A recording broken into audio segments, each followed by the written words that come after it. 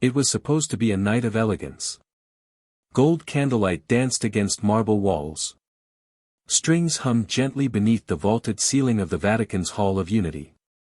Diplomats, cardinals, artists, cameras.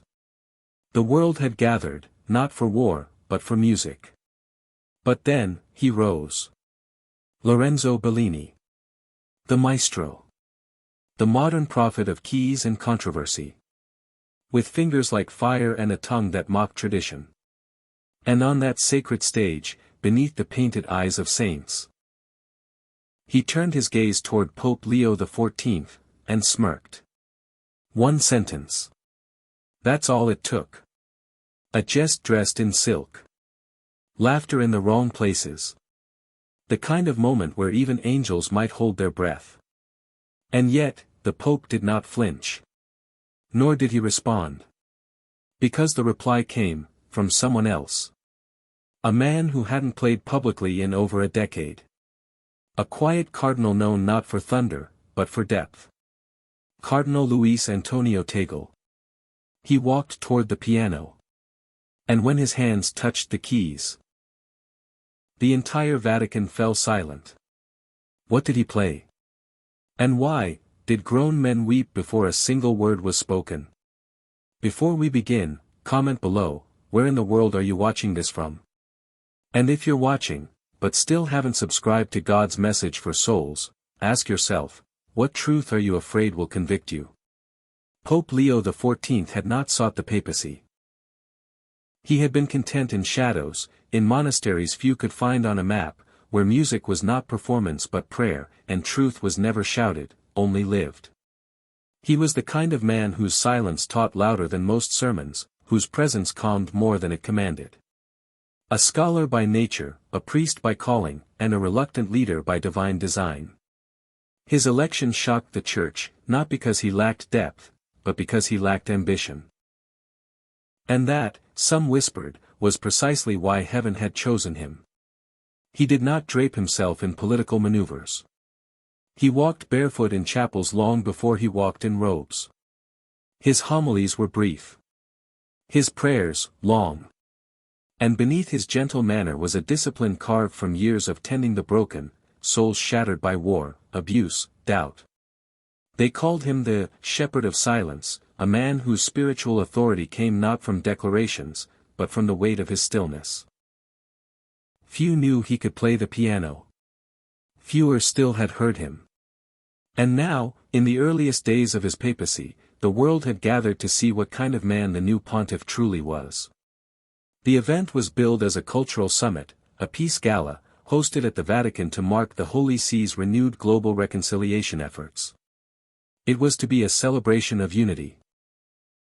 Artists from every continent, spiritual leaders from every major faith, and diplomats from across divided lands seated under the same carved ceiling. Cameras were hidden but rolling. Every gesture, every expression, was destined for headlines. And then came the guest of honor. Lorenzo Bellini. He was not just a pianist, he was a symbol. A darling of secular Europe. A provocateur with fingers kissed by genius and a tongue sharpened by years of disdain for sacred institutions. His concerts sold out not just for the sound, but for the spectacle. He had once ended a performance in Berlin by burning a printed Bible.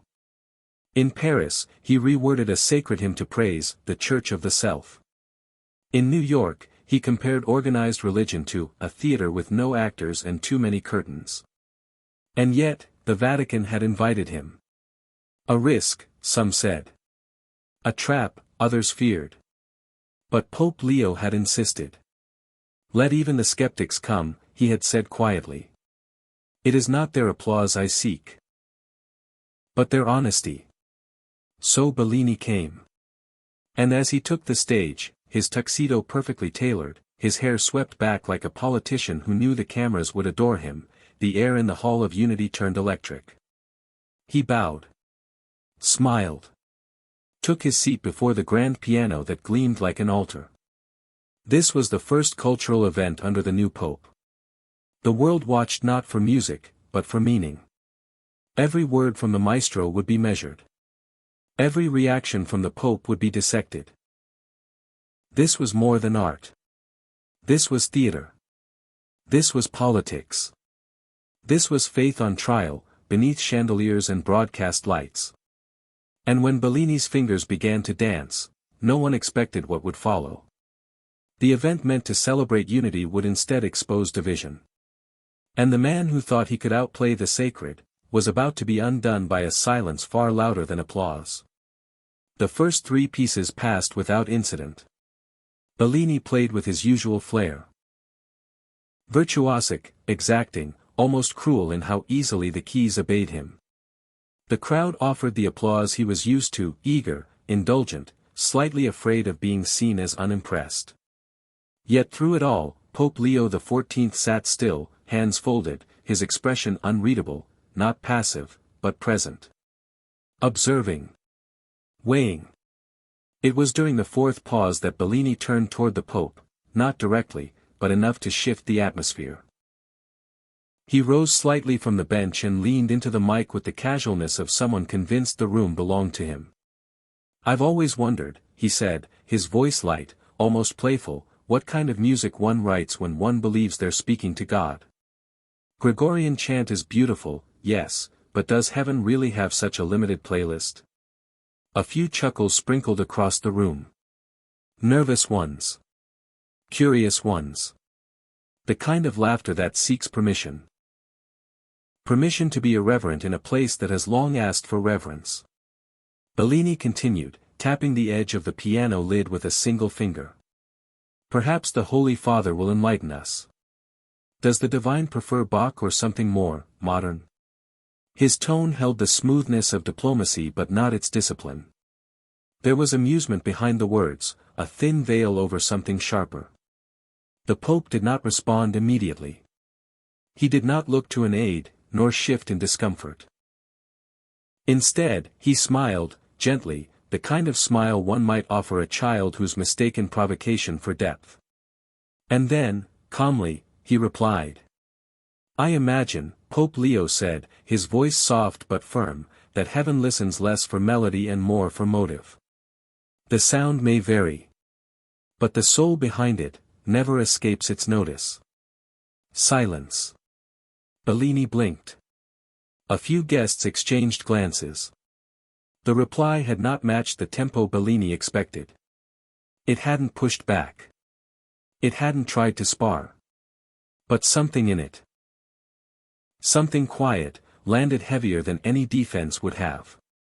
Bellini laughed, a breath too loud. "Then I suppose intention is the sacred composer." The Pope nodded. "As it always has been. Even when played in rebellion, music cannot avoid reflecting its source." The room tensed, not outwardly, but spiritually.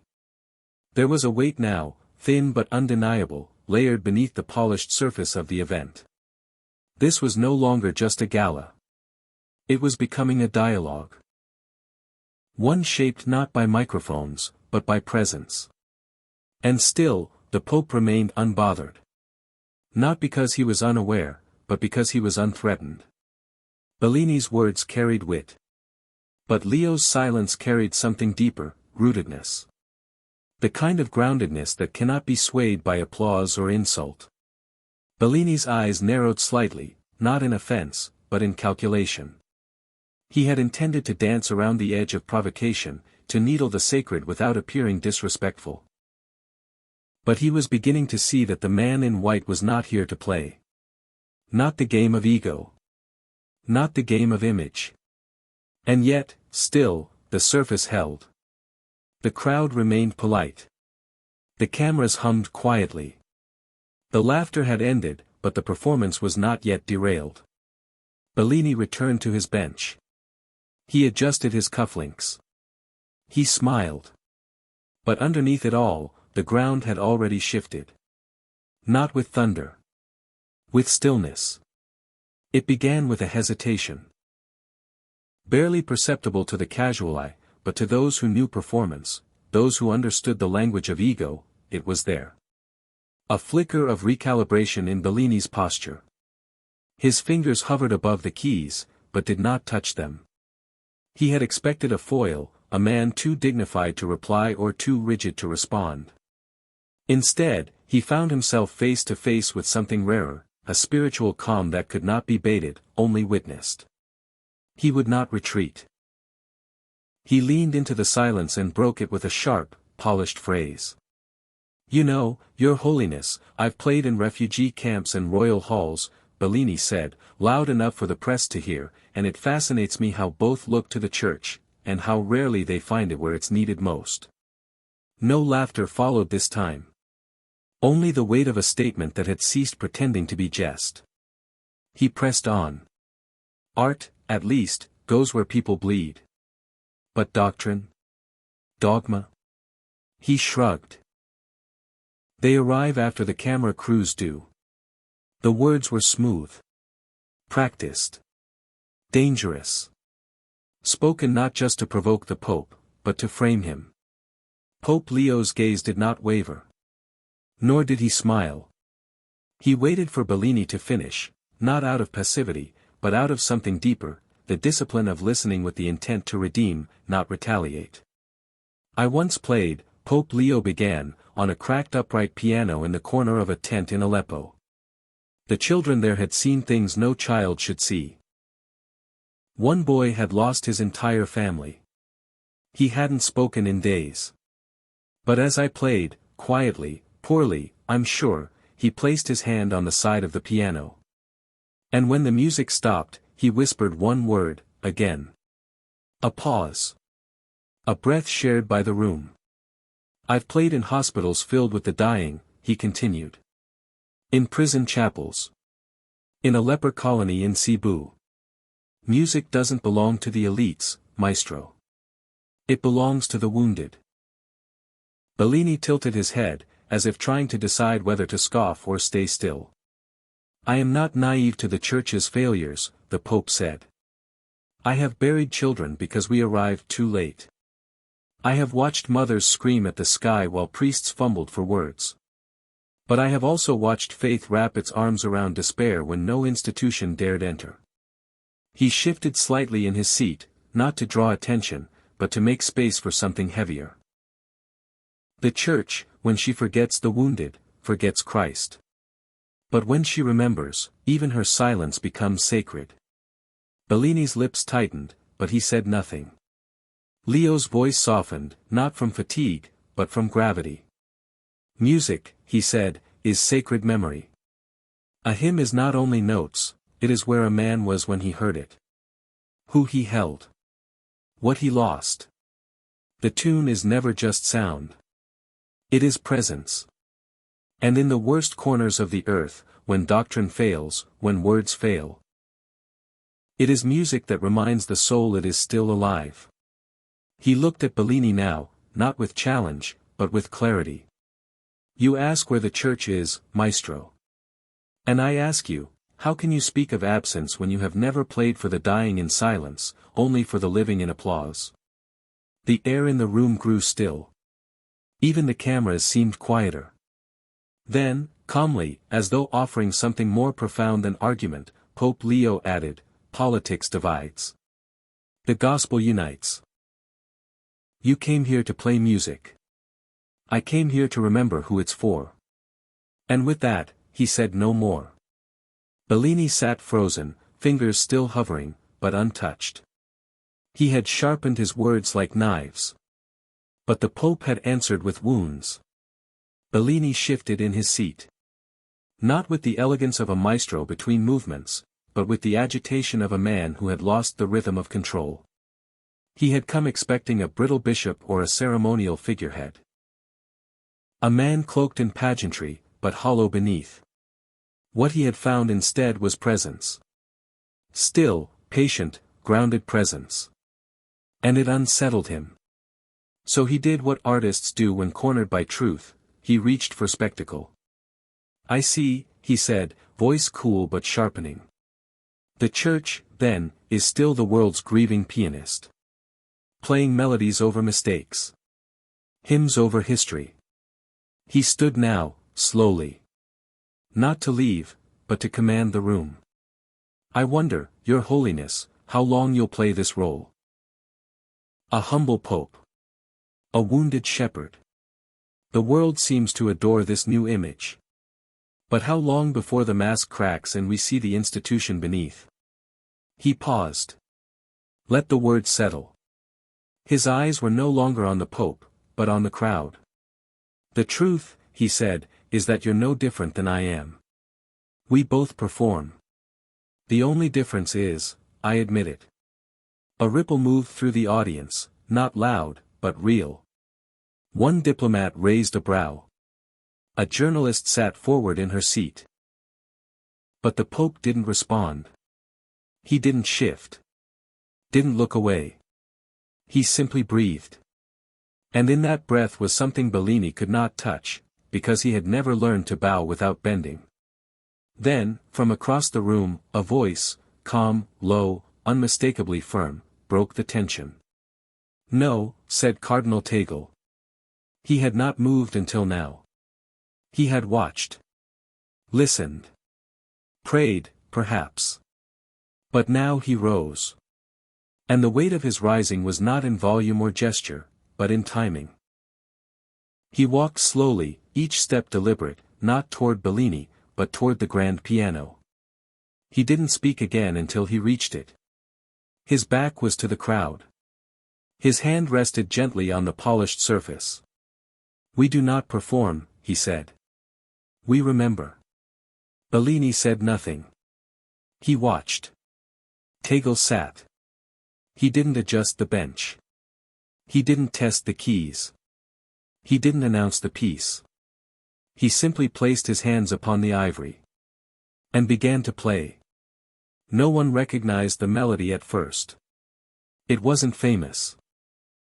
It wasn't Western. It had no name that critics would cite in reviews. But to those who knew suffering, to those who had buried the poor, to those who had sat with the forgotten, it was a sacred hymn. A lullaby from the Filipino barrios. A song sung by grandmothers in candlelit shacks during typhoons. A melody whispered in hospital corridors where rosaries trembled in calloused hands. It did not soar. It sank. And in sinking, it found everyone. The room changed. Heads bowed. Not out of decorum, but involuntarily, as if the music reached inside and lowered them. A photographer's camera lowered. A child in the gallery stopped fidgeting. An ambassador wiped his eye and tried to pretend he hadn't. The music was not flawless. It was not grand. But it was holy. Because it did not seek to impress. It sought to remember. And when the final chord faded, not abruptly, but like breath slipping into silence, no one clapped. No one moved. No one dared to. Tagle remained seated. Then, without looking up, he said, when you've played this in a slum, beside a mother cradling her dead child, you understand something about music. It's not about mastery. It's about presence. And presence does not perform. He stood and walked away. And in that space, between his exit and the return of breath, the Vatican learned what it meant to be undone not by volume, but by reverence. Bellini sat still. And this time, not because he had chosen silence, but because he had no answer for it. Cardinal Tagle did not linger.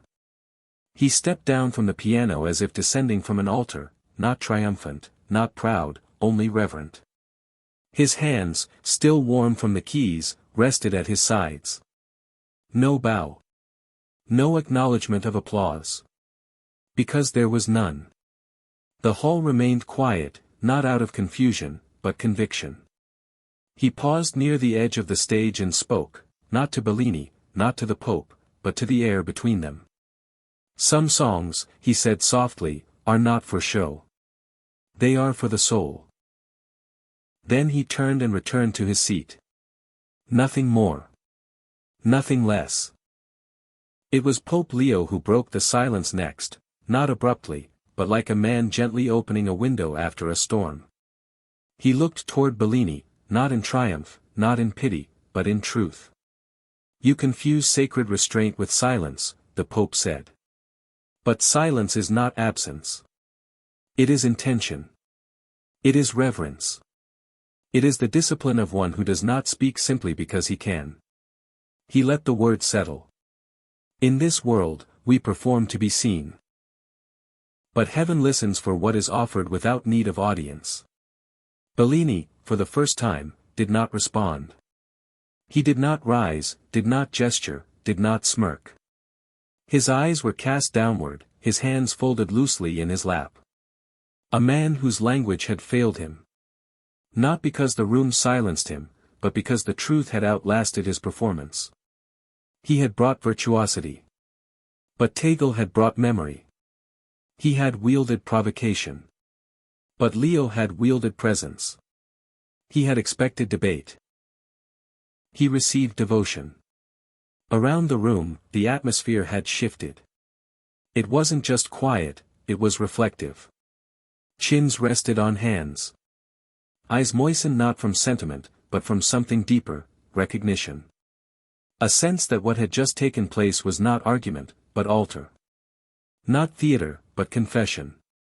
One journalist, scheduled to file a story on the gala's music lineup, would later write, "I came to review a concert.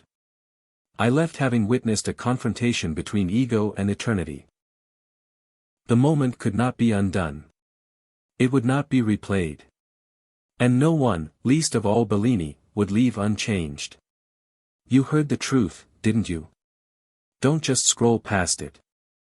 Subscribe to God's message for souls. Or step into the comments, and confess, what truth still offends you.